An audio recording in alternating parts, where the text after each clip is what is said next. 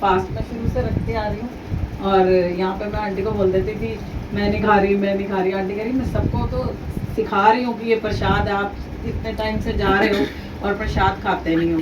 तो एक last time गए किसी शोरूम की ओपनिंग थी, तो उन्होंने बहुत सारा लंगर प्रसाद बनाया था। तो स्टार्टिंग में उन्होंने वो दिए थे चिप्स और व्रत के लड्डू, तो वो हमने खा लिए चाय के साथ। और बाद में जब लंगर प्रसाद का टाइम आया तो मैं तो अंदर ही खड़ी रही। पहले जब सेवा में बाद में आई तो आंटी ने तो ध्यान नहीं दिया, पर आंटी के साथ कुछ सेवादार थे और जिन्होंने कहा कि वो जो आपके साथ आई हैं वो तो नहीं खा रही। आंटी ने कहा अच्छा बुलाती हूँ मैं उनको। आंटी ने बुलाया उनको, मेरे को, इनको, सबको।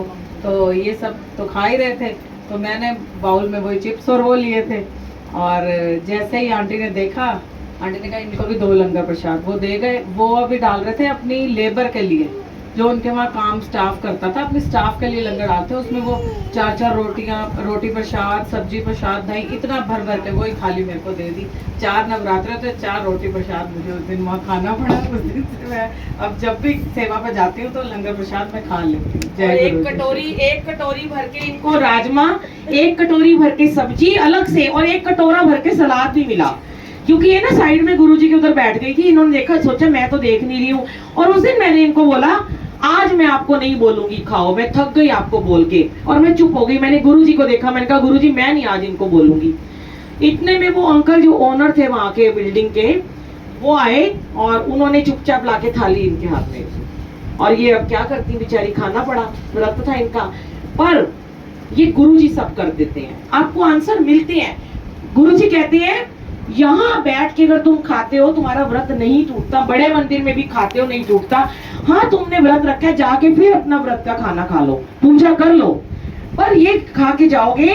और मैं खुद बता रही हूँ आपको, मैंने इतने लोगों को जब बोला, तो पहले ना मुझे YouTube पे मेरा चैनल है, तो मुझे बड़े लोग लिख देते थे ये बुलबुल आंटी हम सबके व्रत तोड़वाती रहती है। मैं बड़ी घबरा सी जाती थी। फिर मैंने सोचा मैं गुरुजी से बात करती, गुरुजी मैं क्या करूं, ये तो बड़ा मुझे बदनाम कर रहे हैं। फिर गुरुजी ने मुझे कहा तू ना मेरा नाम लेके ना बोल दिया कर कि तुम्हें कुछ नहीं होगा। अब गुरुजी ने क्या बुलवाना शुरू करा कि तुम अभी यहाँ पे व्रत का खा लो, ओ सॉरी तुम्हारा व्रत है, तुम यहाँ गुरुजी का प्रसाद खा लो और देखना तुम्हें घर जाते ही ना गुड न्यूज मिलेगी। वाकई में उनको गुड न्यूज मिली। ये गुरुजी ने मेरी बात की लाज रखी, मान रखते हैं हमारा, ये बहुत ध्यान रखते हैं पता है आपको। और उनको मिली गुड न्यूज, उनके थॉट क्लियर हो गए।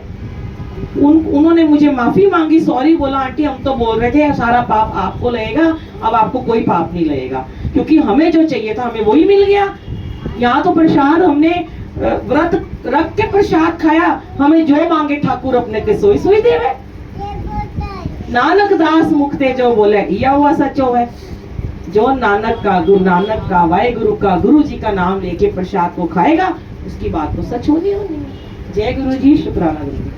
बच्चे का एक बार बर्थडे केक काटते हैं।